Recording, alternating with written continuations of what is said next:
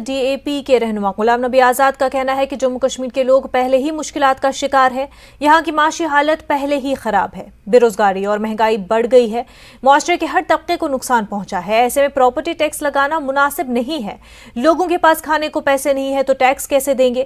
اس لیے جب تک ہماری معاشی حالت بہتر نہیں ہو جاتی اس کو روکنا چاہیے۔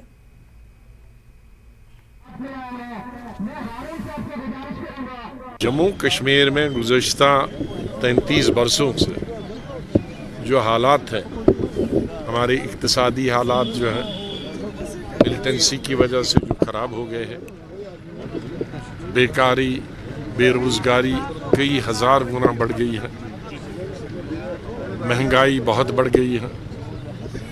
ان تمام چیزوں کو مد نظر رکھتے ہوئے ہماری وہ حالت نہیں ہے۔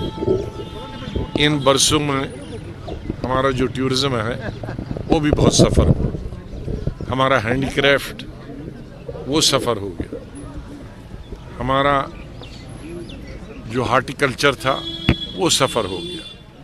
تو چاروں طرف سے جموں کشمیر کے عوام کو نقصان ہوا ہے۔ تجارت جو کرنے والا تجارت کار تھا اس کو نقصان ہوا، چاہے وہ جموں کا ہو، کشمیر کا ہو۔ ٹرانسپورٹر جو ہے اس کو نقصان ہو گیا، کوئی طبقہ دکاندار ہو اس کو نقصان ہو گیا۔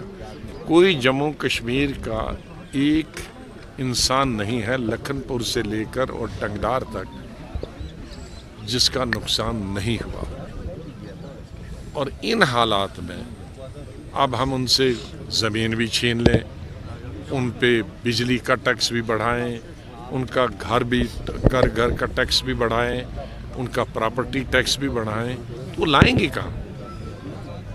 آمدنی کا ذریعہ بہت کم ہو گیا ہے ان 33 سالوں میں، اور گزشتہ 4-5 سالوں سے جب سے آرٹیکل 370 ختم ہوا یا UT بنی اور اس کے بعد کووڈ آ گیا اور کمر ٹوٹ گئی ہے لوگوں کی۔ تو بہت سارے ہمارے عوام ہیں، راشن جو 35 کلو تھا وہ 5 کلو ہوا، تو کسی قسم کی راحت ہمارے لوگوں کو نہیں ہے، کسی قسم کی آمدنی نہیں ہے۔ جہاں آمدنی نہیں ہے تو ٹیکس کیسے بھریں گے؟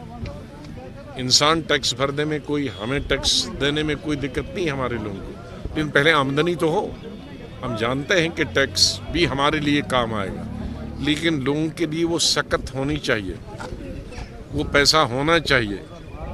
ابھی تو کھانا کھانے کے لیے پیسہ نہیں ہے، 2 وقت کی روٹی کے لیے، تو ٹیکس کہاں سے دیں؟ تو اس لیے میں سرکار سے اپیل کروں گا کہ اسے کچھ 4-5 سال تک ابھی روکنا چاہیے، جب تک ہماری اقتصادی حالت بہتر نہ ہو۔ ٹورزم 5-6 سال متواتر چلے، مسلسل چلے۔